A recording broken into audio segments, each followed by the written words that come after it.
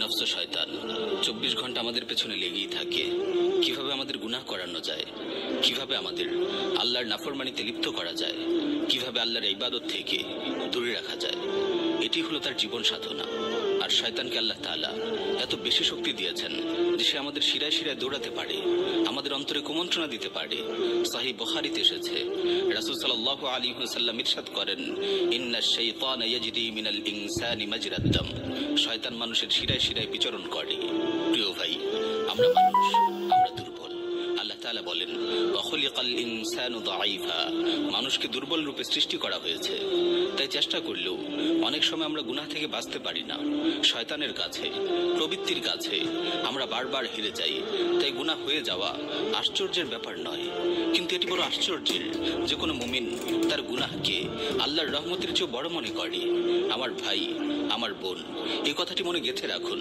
আপনি যত বড়ই পাপী হন, যত বড় গুনাহগারী হন, আপনার পাপ, আপনার গুনাহ, আপনার অপরাধ কখনো আল্লাহর রহমতকে ছাড়িয়ে যেতে পারে না।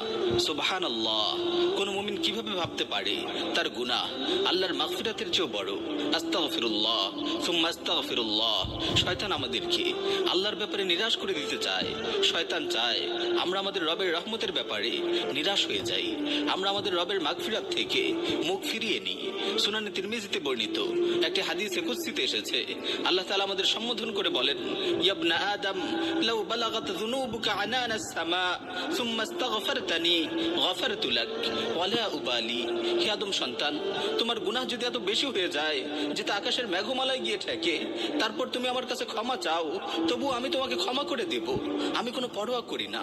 ইয়া ইবনা আদম ইন্নাকা লাউ আতাইতানি বিকুরাবিল আরদি খাতায়া সুম্মা লাকিতানি ওয়ালা তুশরিকু বি শাইআ লা আতাইতুকা বিকুরাবিহা মাগফিরা। হে আদম সন্তান, তুমি পৃথিবী বড় গুনাহ নিয়েও যদি আমার কাছে আসো, যদি শিরক না করে থাকো, তবে আমি পৃথিবী বড় ক্ষমা নিয়ে তোমার কাছে আসব। সুবহানাল্লাহ! আল্লাহ রাব্বুল আলামিনের এই সুস্পষ্ট ঘোষণার পরও কি কেউ তার মাগফিরাত থেকে নিরাশ হতে পারে? আমার গুনাহগার ভাই, আমার গুনাহগার বোন, আপনি জানেন আল্লাহ রাব্বুল আলামিন গুনাহগার বান্দাদের ব্যাপারে কি বলেছেন? ইয়া ইবাদিয়াল্লাযীনা আসরাফু আলা আনফুসিহিম।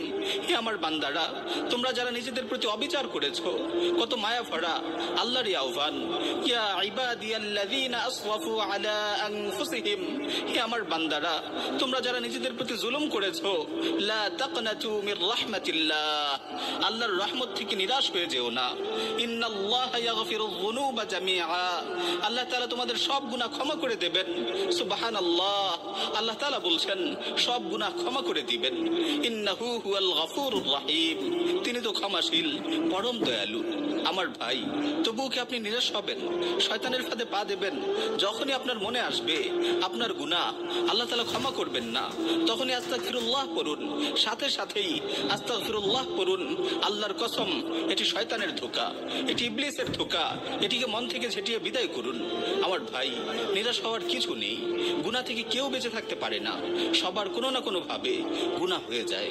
সুনানে ইবনে মাজাহ বর্ণিত একটি সহিহ হাদিস এসেছে, রাসূল সাল্লাল্লাহু আলাইহি ওয়াসাল্লাম ইরশাদ করেন, কুল্লু বানি আদম খাত্তা ওয়া খায়রুল খাত্তাইনা আত-তাওয়াবুন। সকল আদম সন্তানই গুনাহগার, আর উত্তম গুনাহগার হলো তাওবাকারীরা।